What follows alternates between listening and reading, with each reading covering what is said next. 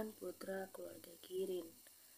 Seperti yang ia duga, Rio Kirin akan lebih dulu mendatanginya. Pria ini adalah orang yang paling membenci Liliana Kirin. Maaf mengganggu waktumu dengan mengadakan pertemuan seperti ini, Nona Freya, ujar Rio. Tidak masalah, Tuan Kirin. Lagi pula, aku tidak punya banyak kerjaan yang harus dilakukan akhir-akhir ini. Cecilia mengaduk minumannya. Kenapa kau minta bertemu denganku? Tanya Cecilia. Aku yakin kau sudah tahu jawabannya, ujar Rio. Terlalu banyak alasan di kepalaku. Katakan salah satunya, ujar Cecilia. Kemarin, adikku Liliana Kirin mendapatkan teror di kamarnya. Ada puluhan tikus mati di sana. Kau yang melakukan itu kan? Tanya Rio. Dari mana kau menduga kalau aku yang melakukannya? Tanya Cecilia. Nona Freya benar-benar tidak punya banyak kerjaan sampai mengawasi Kirin untuk mengisi waktu luang. Rio menyesap teh dengan tenang. Cecilia tersenyum. Seperti yang ia duga, Rio telah berkembang sangat pesat. Dulu, namanya selalu tenggelam di antara tuan muda dari keluarga lain, karena dia tidak terlalu menonjol. Selama itu, dia sudah melatih dirinya untuk jadi seperti sekarang. Apa yang kau capai, Tuan Kirin? Tanya Cecilia. Aku ingin menjadi pemimpin yang baik untuk Kirin. Secara tidak langsung, Rio mengatakan kalau dirinya akan memberontak terhadap kekuasaan ayahnya. Apa yang kau harapkan dengan mengatakan ini kepadaku? Tanya Cecilia. Aku ingin kau membantuku. Kenapa? Karena kau membenci Liliana, jawab Rio. Aku hanya membencinya, bukan seluruh keluargamu. Ya, walaupun ibumu sangat menyebalkan sih. Cecilia terkekeh. Aku ingin menunjukkan pada semua orang yang telah meremehkanku, kalau aku bisa menjadi pemimpin Kirin yang lebih baik dari ayahku. Rio mengepalkan kedua tangannya saat mengingat kenangan tidak mengenakan. Itu adalah hari ulang tahunnya, di mana sang ayah membawa seorang pemuda yang merupakan putra dari bawahannya. Ayahnya bilang akan menjadikan putra bawahannya sebagai penerus Kirin yang berikutnya. Baiklah, lalu berapa yang akan kudapatkan? Tanya Cecilia. Berapa yang kau inginkan? Tanya Rio. Bagaimana jika kau menawarkannya lebih dulu? Cecilia kembali mengaduk minuman. 5 juta? 50 juta? Rio langsung menatap Cecilia dengan sedikit kesal. Tidak ada harga murah untuk keluarga yang cukup rumit, ujar Cecilia. Aku tidak akan bisa membayar sebanyak itu. Aku masih membutuhkan dana untuk membesarkan Kirin nantinya dan menghalangi para pemberontak yang tidak setuju dengan kedudukanku, ujar Rio. Ini sedikit sulit. Jika kau tidak punya uang, kenapa kau minta bantuan pada agen terbaik? Cecilia tertawa kecil. Rio terdiam. Ia tidak menatap mata Cecilia. Kedua tangannya mengepal dengan erat. Kalau begitu, bagaimana jika aku memberimu tawaran lain? Tanya Cecilia. Tawaran? Aku akan buat ini jadi gratis. Kau tidak perlu membayar sepeser pun untukku, ujar Cecilia. Apa? Bagaimana bisa seseorang sepertimu membantu pemberontakan dengan gratis? Tanya Rio. Aku tidak bilang akan membantu pemberontakan. Aku hanya akan membantumu menyingkirkan Liliana Kirin. Dia target yang cukup sulit karena dilindungi ayahmu kan? Ujar Cecilia. Kau akan melakukan itu secara gratis? Rio masih tidak yakin. Aku mengerti kenapa kau tidak percaya. Ayo, kembali pada perkataanmu tadi. Aku tidak menyukai Liliana, dan aku sangat ingin mengirimnya pada kematian dengan kedua tanganku sendiri. Cecilia menyentuh kuku-kukunya yang panjang. Soal pemberontakanmu, kau harus melakukannya sendiri. Jika kau melakukannya dengan bantuanku, kau hanya akan semakin diremehkan karena menyewa mawar hitam untuk melakukan itu. Jadi, aku akan memberimu beberapa saran. Cecilia mengeluarkan sebuah kertas dari dalam tasnya. Ia menuliskan sesuatu di atas kertas itu. Ini, Cecilia menyerahkan nomor telepon itu. Itu milik kekasihku, ujar Cecilia. Apa? Rio terkejut. Kau ingin aku bekerja sama dengan Toretto? Apa kau gila? Tanya Rio. Cecilia paham kenapa Rio bersikeras seperti ini. Kerjasama antara Toretto dan Kirin sudah dibatalkan karena kasus Liliana. Selain itu, Rio sendiri tidak menyukai Toretto. Kau tidak bekerja sama dengan Toretto, kau akan bekerja sama dengan Dominic, ujar Cecilia. Maksudmu dia akan membantuku sebagai individu? Tanya Rio. Iya, hubungi saja dia dan katakan kalau aku menyuruhmu, jawab Cecilia. Bagaimana bisa aku percaya kepadamu? Tanya Rio. Aku tidak menyuruhmu untuk percaya. Cecilia berdiri, ia mengambil tasnya. Tapi aku bisa menjamin kau tidak akan kecewa dengan saranku. Sampai jumpa. Cecilia langsung pergi. Keluar dari restoran, Cecilia langsung menemui seseorang yang menunggu di pinggir jalan. Itu adalah Dominic yang kebetulan lewat, lalu melihatnya dari dinding kaca restoran. Hei, Cecilia mendekati Dominic. Apa kau berselingkuh? Dominic cemberut. Dengan Rio Kirin? Serius? Orang kaku sepertinya bukan tipeku, ujar Cecilia. Lalu, tipemu yang seperti apa? Dominic menatap Cecilia dengan penuh rasa penasaran. Tampan, tinggi, pintar, mandiri, dan sedikit jahil. Cecilia menarik pipi Dominic. Hehe, apa itu aku? Dominic tersenyum. Bagaimana jika kita menonton film? Cecilia menaiki sepeda motor. Hani, kau harus menjawabku dulu, ujar Dominic. Jalan cepat. Ih, iya deh. Dominic cemberut. Terima kasih banyak sudah datang ke pertemuan ini semuanya. Sean menatap 6 orang petinggi Aguero yang telah duduk di ruang rapat. Aku sudah menemui Marcelo Aguero, dan seperti yang kuduga, dia tidak peduli dengan kita. Dia lebih memperdulikan istrinya, padahal wanita itu jelas-jelas hanya memanfaatkannya, ujar Sean. Apa yang akan kita lakukan sekarang? Seseorang mengangkat tangannya.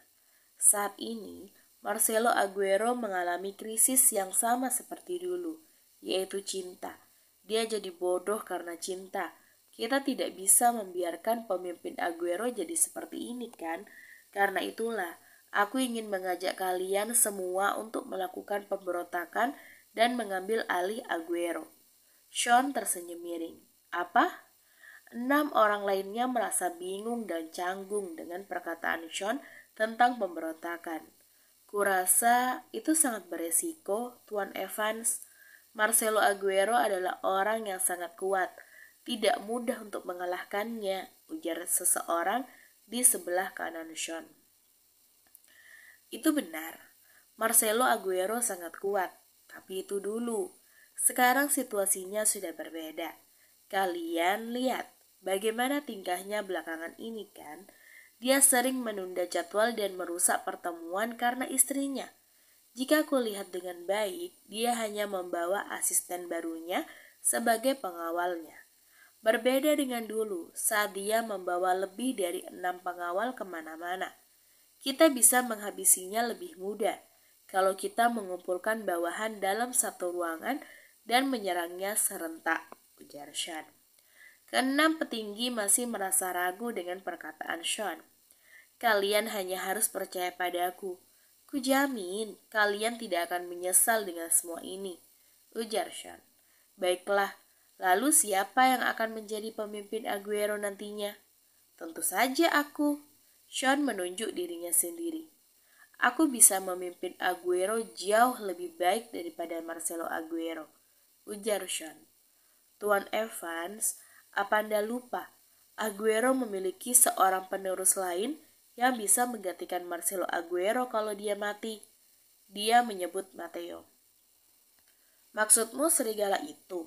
Selama ini dia hanya diam di rumah dan hanya keluar kalau dapat misi. Memangnya orang seperti itu bisa bertambah kuat? Kita bisa menghabisinya dalam sekali kesentilan. Sean tertawa. Apa yang akan kami dapatkan jika mendukungmu? Tanya orang yang duduk di tengah.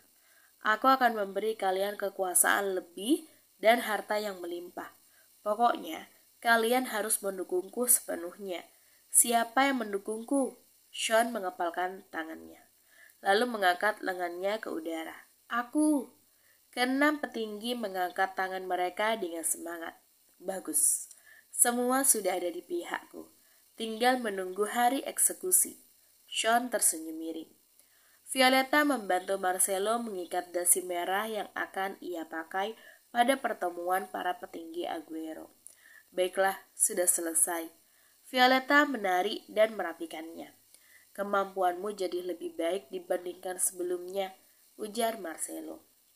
Iya dong, aku kan sudah bekerja keras. Violeta juga merapikan kerah dan jas Marcelo. Sementara Marcelo diam-diam melirik ke arah keranjang yang ada di atas meja. Keranjang dengan peralatan merajut. Marcelo tersenyum kecil. Bersenandung, Violeta ikut menoleh ke arah pandangan Marcelo. Itu memalukan tahu, ujar Violeta. Masih ada banyak waktu sebelum musim salju. Tidak apa-apa. Marcelo membelai rambut Violeta. Tuan Aguero, asisten Marcelo mengetuk pintu. Aku pergi dulu, sampai jumpa nanti. Marcelo mengecup bibir Violeta sebelum ia pergi. Setelah kepergian Marcelo, Gita masuk ke dalam membawa keranjang berisi peralatan merajut miliknya.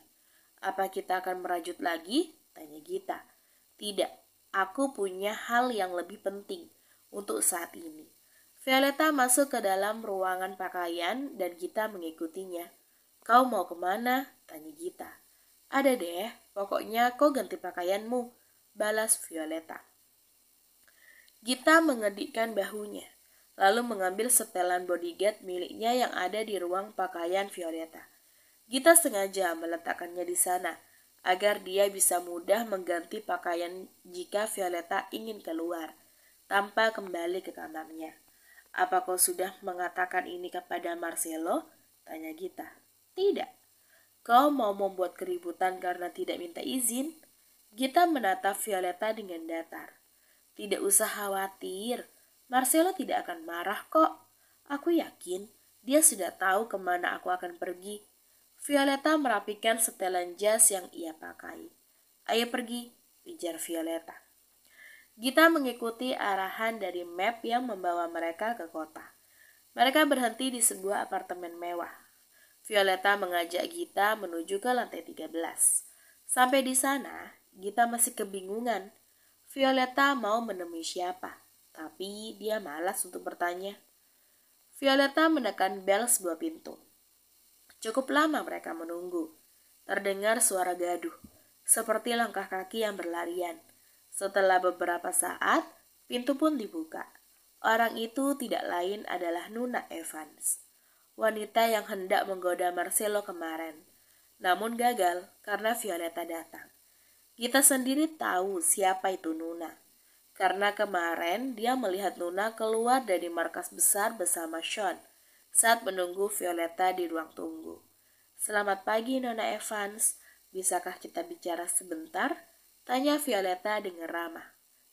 Silahkan masuk Nyonya Aguero. Nuna menuntun Violeta dan Gita untuk masuk ke dalam. Tolong tunggu sebentar, saya akan membuatkan sesuatu.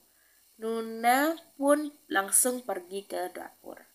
Violeta duduk di sofa, sementara Gita berdiri di belakangnya dengan perasaan campur aduk, antara cemas dan takut jika Violeta melakukan sesuatu pada Nuna nantinya. Hei, kenapa kau datang kemari? Apa kau ingin melabraknya? Bisik Gita. Untuk apa aku melabraknya? Aku hanya ingin bicara baik-baik kok, jawab Violeta dengan santai. Awas aja ya, kalau ada adegan tampar-menampar, jambak-menjambak atau siram-siraman, ujar Gita. Tidak kok. Nuna datang membawa segelas kopi. Ia meletakkannya di meja, kemudian menatap Violeta dengan gugup. Kenapa kau masih berdiri? Duduk aja, ujar Violeta. Baik. Nuna duduk di hadapan Violeta. Violeta memperhatikan Nuna dengan lekat. Berbeda dengan kemarin, Nuna terlihat lebih baik sekarang. Wanita itu memakai kaos kebesaran dan celana pendek di atas paha, khas rumahan. Rambutnya dicepol kasar dan tak ada riasan di wajahnya. Kau sangat cantik, puji Violeta. Terima kasih Nyonya Aguero, balas Nuna. Apa kau suka gaya yang sederhana? Tanya Violeta. Iya, saya menyukai sesuatu yang simpel. Bagaimana dengan baju kodok? Saya juga menyukainya. Violeta berhasil mencairkan suasana. Ia mengajak Nuna bicara dengan santai, dan wanita itu membalasnya dengan suara lembut, tanpa adanya ketakutan seperti tadi. Dia sudah tidak ketakutan. Baiklah, ini saatnya. Violeta meletakkan gelas kopi. Nona Evans, kenapa kau datang dengan ayahmu ke ruangan suamiku kemarin? Tanya Violeta. Pertanyaan Violeta langsung membuat Nuna merasa ketakutan lagi. Wanita itu menundukkan kepalanya dengan badan yang bergetar. Sudah kuduga, dia datang untuk melabrakku. Katanya dia ini duri tajam di pergaulan sosial. Tidak ada yang bisa mengalahkannya. Apa yang harus aku lakukan sekarang? Nuna merasa gugup. Aku kemari bukan untuk membuatmu merasa bersalah. Aku hanya ingin bertanya saja. Aku harap kau mau menjawabnya, ujar Violeta. Itu... Nuna tidak tahu harus menjawab apa. Ayahmu memaksamu untuk menggoda suamiku, bukan? Pertanyaan Violeta sontak membuat Nuna mengangkat kepalanya. Benar rupanya. Aku itu... Nona Evans, tidak. Nuna, apa kau bisa mempercayaiku? Tanya Violeta. Nuna berpikir beberapa saat, kemudian mengangguk. Ayah saya adalah orang yang tamak. Dia menginginkan segala hal untuk menjadi miliknya. Saat ibu saya melahirkan saya, dia merasa kecewa karena yang lahir bukan laki-laki. Lalu dia... Nuna mengepalkan kedua tangannya. Dia membunuh ibu saya karena hal itu, lirih Nuna. Setelahnya dia ingin saya menjadi wanita bagi Tuan Aguero. Beberapa kali sebelumnya dia terus mendesak saya untuk menggoda Tuan Aguero.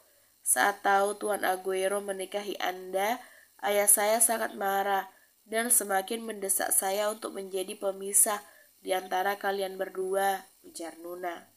Apa dia memukulmu? Tanya Violeta. Itu sudah kebiasaannya. Dasar pria sampah. Hah? Nuna terkejut. Kita memiliki ayah yang sama-sama sampah, ujar Violeta. Benarkah? Tapi aku bisa melawan, sedangkan kau tidak. Violeta melipat kedua tangannya di depan dada. Karena saya tidak punya pilihan untuk melawan, ayah saya terlalu kuat dan tidak segan-segan menyuruh bawahannya untuk memukuli saya. Nuna sedikit bergetar saat mengingat masa kecilnya. Bagaimana jika aku bilang kalau ayahmu akan mati hari ini? Tanya Violeta. Saya sangat mengharapkan itu. Saya berharap dia cepat mati dan menghilang dari mata saya selamanya, ujar Nuna dengan suara bergetar marah. Jika ayahmu mati, siapa yang akan mengurus keluargamu? Dan apa yang akan kau lakukan? Tanya Violeta. Saya akan melepaskan nama Evans, lalu memulai kehidupan baru sebagai warga New York yang biasa, ujar Nuna. Baiklah, aku sudah cukup mendengarmu. Violeta berdiri. Tunggu Nyonya Aguero, apa maksud Anda dengan cukup? Nuna berdiri. Ia menyusul Violeta dan Gita yang berjalan ke arah pintu. Nona Nuna, Violeta sengaja tidak memanggil Nuna dengan nama belakangnya. Semua keinginanmu akan terkabul. Violeta tersenyum sebelum keluar dari apartemen. meninggalkan Nuna yang tidak tahu harus beraksi seperti apa. Marcelo memasuki ruang pertemuan. Di dalam sana, Sean dan 6 orang petinggi yang menentangnya telah menunggu. Selamat datang, Tuan Aguero. Semua orang berdiri. Setelah Marcelo duduk, mereka langsung duduk tanpa menunggu izin dari Marcelo. Itu sudah membuat senyuman di wajah Marcelo mengembang. Jadi sekarang aku bertemu dengan 7 orang petinggi Aguero yang menentang keberadaan istriku, ujar Marcelo. Tuan Aguero, tolong dengarkan kami. Kamu tidak boleh egois. Tuan Aguero, Anda harus adil pada semua orang. Tuan, Anda harus... Marcelo menatap keributan yang terjadi. Ia membiarkan semua orang bicara di saat bersamaan. Dengan begitu, dia tidak dapat mendengar apapun dengan jelas. Semuanya tenang. Sean berteriak, membuat semua petinggi pun diam. Saya minta maaf atas keributan ini, Tuan Aguero. Saya akan menjadi perwakilan. Saya ingin mengatakan kalau Anda sudah melewati batas. Saya tahu Anda mencintai istri Anda, tapi sikap Anda terhadap pekerjaan jadi lebih buruk. Anda sering menunda dan merubah jadwal seenaknya, ujar Sean. Aku memang banyak merubah jadwal, tapi dari mana kau tahu kalau aku menunda pekerjaan?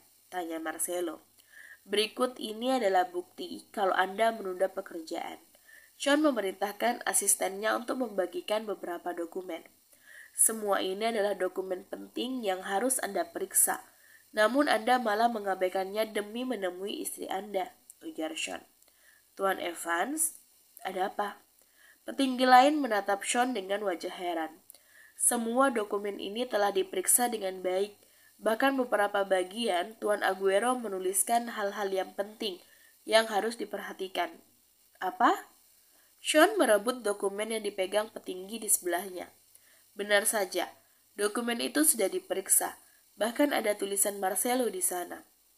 Ini pasti bukan tulisan Tuan Aguero, ujar Sean.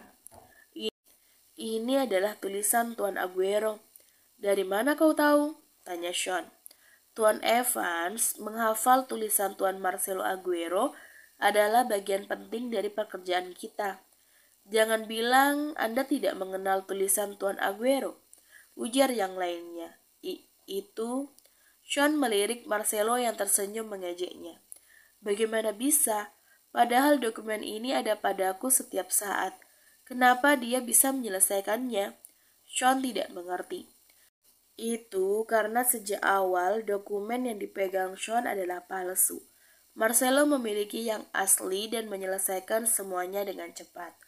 Marcelo menyerahkannya pada asisten Sean, yang merupakan mata-matanya. Apa hanya itu yang ingin kau katakan? Tanya Marcelo. Yang paling penting, saya ingin mengusulkan kepada Anda untuk bercerai dengan istri Anda. Saya menemukan beberapa bukti bahwa istri Anda bersekongkol dengan Toretto, ujar Sean. Baiklah, mana buktinya? Tanya Marcelo. Tentu saja saya memilikinya, benar kan? Sean melirik petinggi di depannya. Apa maksud Anda, Tuan Evans? Tanya petinggi itu dengan heran. Apa? Bukannya kau memiliki buktinya? Tanya Sean. Bukti apa? Saya bahkan tidak tahu soal ini. Kau? Sean terkejut. Kemarin, petinggi di depannya mengatakan kalau dia memiliki bukti persekongkolannya Violetta dengan Toretto. Jadi, itu hanya tipuan. Merendahkanku, kemudian merendahkan istriku? Lebih lucunya, kau tidak memiliki bukti yang jelas. Rupanya aku salah besar dengan mempertahankan posisimu. Marcelo tertawa. Para petinggi lain ikut tertawa. Hal ini membuat Sean langsung sadar kalau keenam petinggi itu tidak pernah memihaknya. Kalian? Sean mengeluarkan pistol dari dalam saku jasnya. Kemudian menodongkannya kepada Marcelo. Semua orang langsung terdiam. Kau tidak pernah menyangka situasi ini akan terjadi padamu, kan? Sekarang, kau akan mati dan Aguero akan menjadi milikku.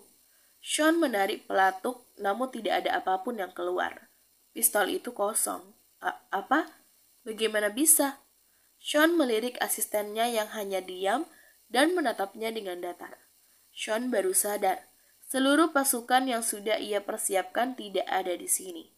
Seharusnya mereka sudah masuk saat Sean menodongkan pistol. Kenapa heran begitu? Mencari ini. Marcelo menunjukkan peluru di tangannya. Atau mencari mereka? Marcelo menunjuk pasukan Sean yang memasuki ruangan. Semuanya malah berdiri di belakang Marcelo. Kenapa? Sean bergetar.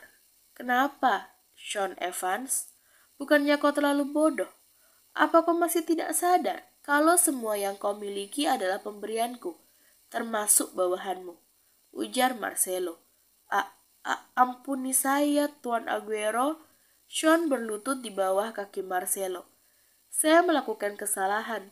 Saya buta karena ketamakan saya. Tolong berbaik hatilah kepada saya, ujar Sean dengan tubuh dan suara yang bergetar. Baiklah, aku akan berbaik hati. Marcelo memasukkan peluru ke dalam pistol. Sungguh? Sean tersenyum lega. Iya. Dor. Marcelo menembak kepala Sean dengan pistol yang ia pegang. Sean langsung terjatuh di lantai dengan darah yang mengalir dari kepalanya. Berbaik hati dengan membiarkanmu mengalami kematian yang mudah. Marcelo melempar pistol ke arah mayat Sean. Ayo pergi, aku kangen istriku. Marcelo berjalan keluar.